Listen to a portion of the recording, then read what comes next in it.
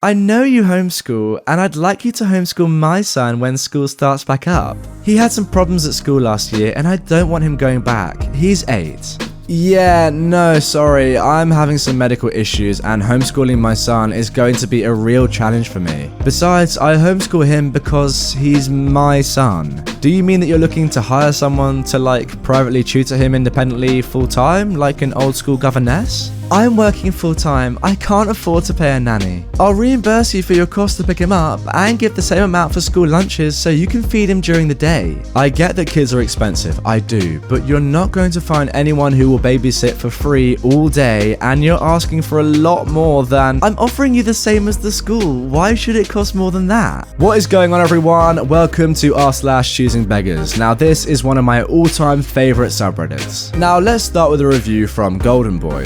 1 star. Running a total scam, please be aware. I came here after my MacBook Pro had a small drop and I was getting a 3 beeping noise, i.e. RAM issue.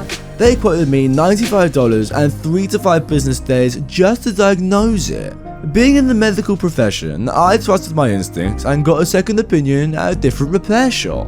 All I needed was a 3-minute cleaning and it was up and running. Mind you, I got the cleaning for free at the other place. This place is a total joke and a complete scam. They are worse than going to Apple. Please, whatever you do not come to this place. They are horrible. The fact they didn't even want to take 3 minutes to check if a cleaning could help, but wanted to take my money speaks volumes. When I called to tell them how all I needed was a cleaning, they felt there was no problem since they didn't take my money. They did not own up to the fact that their staff is clearly not knowledgeable and that they didn't make a decent effort to fix my problem. They did not take ownership of the fact that it was ridiculous that if I hadn't been smarter, I would have been scammed. They had a list of lame excuses. If I was not smart enough to get a second opinion, they would have cleaned my MacBook and charged me $95 in addition to a week just to diagnose it.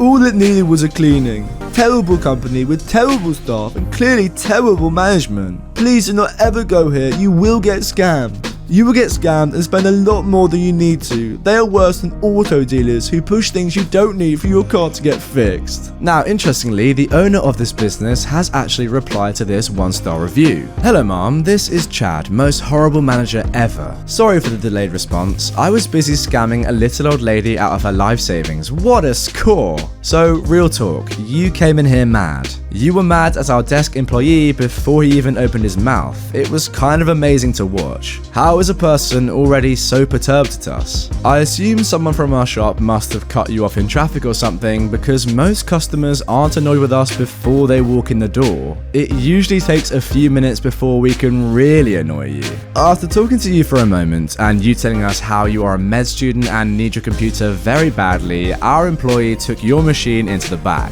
Your review said we couldn't take 3 minutes to see if it needed a cleaning. You are correct, we took more than 3 minutes in the back, almost 5 even. We opened up your machine and tried a few common fixes for the 3 beep issue. Unfortunately, these quick fixes just did not resolve your issue. As a med student, I'm sure you understand that at some point when the common quick fixes don't work, you have to do a real checkup and thorough examination. And as we have many customers who have come in before you, it would be unfair to them to just skip you to the front of the line. So yes, our turnaround time is 3 to 4 business days, and yes, I need to pay my professional technician to show up and work. I told him that job satisfaction should be enough payment for him, but he started ranting about paying rent and buying food, or some nonsense like that. Can I just say I love this guy, putting this choosing beggar right in their place. I hope no one ever goes into a medical practice where you are employed, tells you they have a sore knee, and then rains down personal insults on you when you can't see them on the spot and you can't fix the issue for free. It's not fun. It makes you want to swear off trying to fix things for people forever. Fortunately, the vast majority of our customers are super awesome, and that's why we keep coming in every day in spite of unwarranted and personal assaults like this one. An attack that came after we went out of our way to try and resolve your issue quickly for free.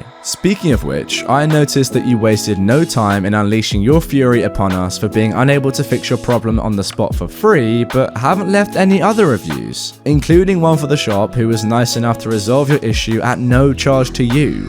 They have to pay rent and employees too. Don't you think the least you can do is leave them a little love?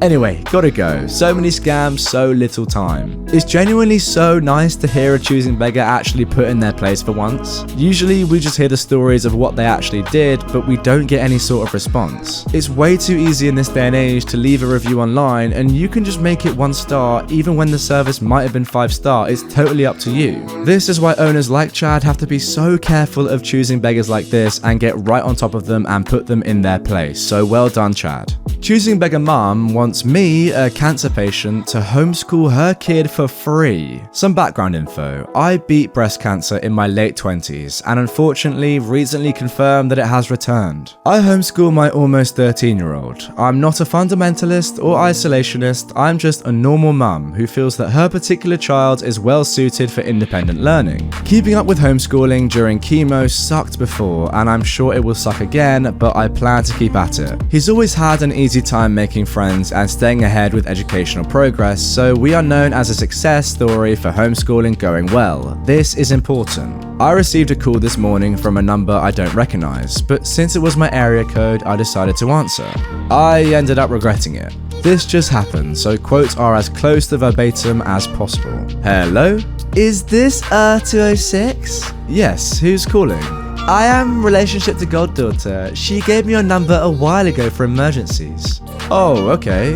At this point my interest is piqued, since the only reason to call me would be, obviously, for emergencies, but her tone doesn't seem concerned. I know you homeschool, and I'd like you to homeschool my son when school starts back up. He had some problems at school last year and I don't want him going back. He's 8. Yeah, no, sorry, I'm having some medical issues and homeschooling my son is going to be a real challenge for me. Besides, I homeschool him because he's my son.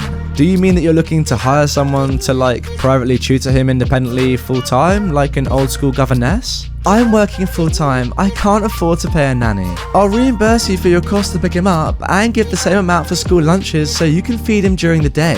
I get that kids are expensive, I do, but you're not going to find anyone who will babysit for free all day and you're asking for a lot more than— I'm offering you the same as the school, why should it cost more than that? Look, I'm not a governess, I don't have a lesson plan for a younger child. I'm not being paid by the school district, and as I already said, I'm going to have a hard time homeschooling the kid who is actually my responsibility. Look up a local resource group for homeschooling families and they can help you figure out how to make this work. Fine. Click. Some people, at least you didn't curse me out or threaten me. I'm still reeling from the things I wish I'd added, like that anyone who will take care of your kid that cheap is someone you should keep away from, but I was so dumbfounded by her demands. Okay, let me just get this straight. This choosing beggar said, I'm offering you the same as the school, why should it cost more than that? Does she not understand how taxes work? She surely doesn't think that schools are free, right? I don't know, man, some choosing beggars are just crazy. And moving on to our final post, literal choosing beggar.